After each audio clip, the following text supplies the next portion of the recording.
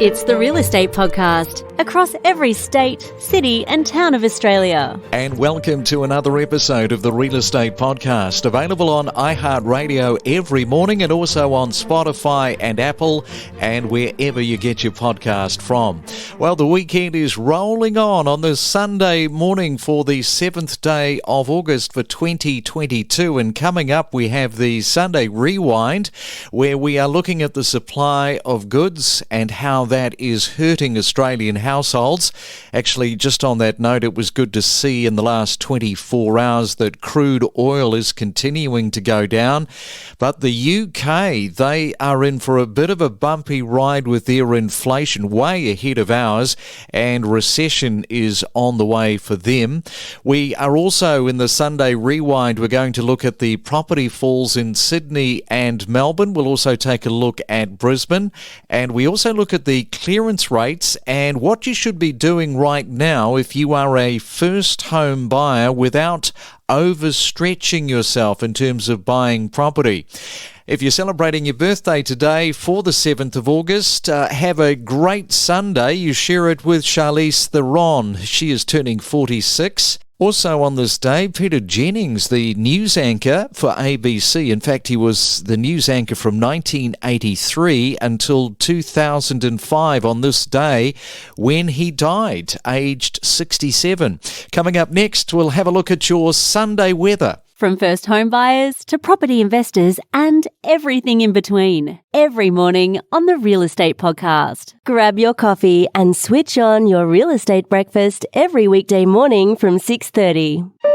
It's the Main Centre forecast with propertybuyer.com.au. All right, let's go around Australia checking on your weather. Sydney expecting 1 or 2 showers, a high of 18 degrees. Melbourne also a few more showers today, 14 is your forecast high.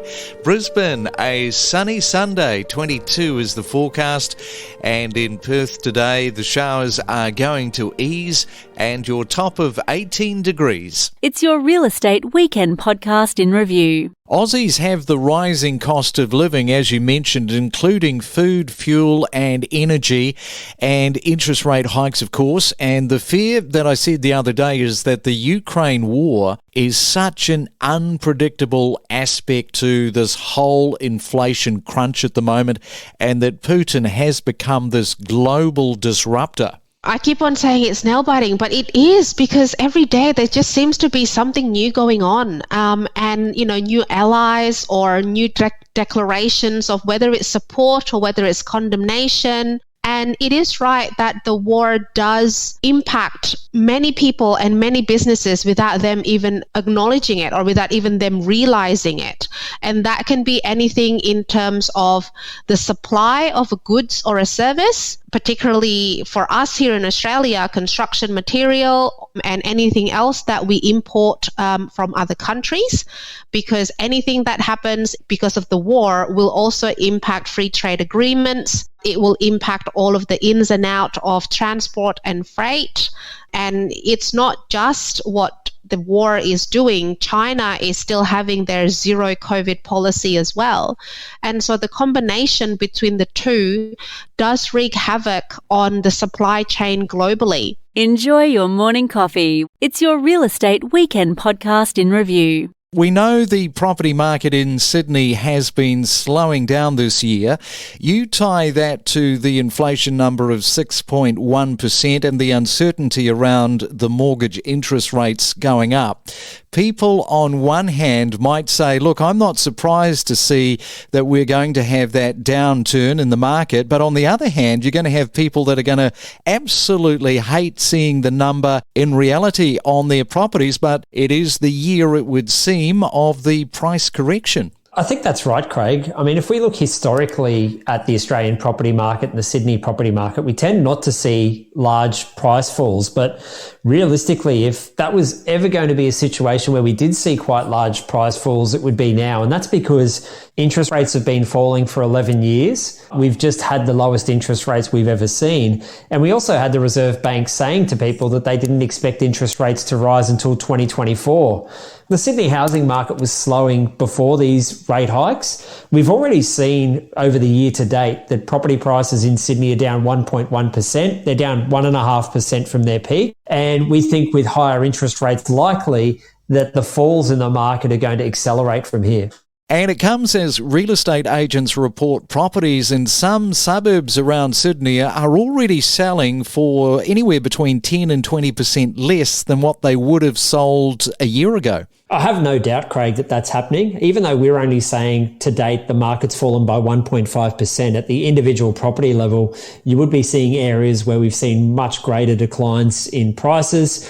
Particularly the higher priced area of the market is one of the markets where we're seeing evidence of much greater weakness than we are more broadly across Sydney. So that will be something to watch over the coming months as we continue to see prices decline. And just coming back to the areas around Sydney, which areas have you seen the largest falls to date? So from the peak, the biggest falls we've seen have actually been in the northern beaches. Prices there are down 6% from their peak. Ryde's also seen quite a large fall in prices. Prices are down 5.6% from their peak. And then the city and inner south region of Sydney, we've seen a 4.7% decline in prices. So they're the ones that are seeing the greatest level of weakness at the moment. It's the Real Estate Podcast across Australia, 7 days a week. So on one hand, we have a June quarter record, but the clearance rate way down. The combined capital city clearance rate hit a record high of 80% in March 2021. But since then, there has been this gradual decline. That's right. Over the June quarter, we saw the clearance rate come down to about 61% across the combined capital cities, and that's down from 76% in the June quarter of the previous year. And even over the past few weeks through July, we've observed that combined capital city clearance rate fall even further still. It's now sitting in that 50% range. If you look at cities like Sydney and Melbourne, those are starting to show weaker clearance rates still, with Sydney averaging about 53% over the past few weeks. And let's have a look at Melbourne. Melbourne was the busiest auction market with 13,818 homes taken to auction, followed by Sydney with 11,119.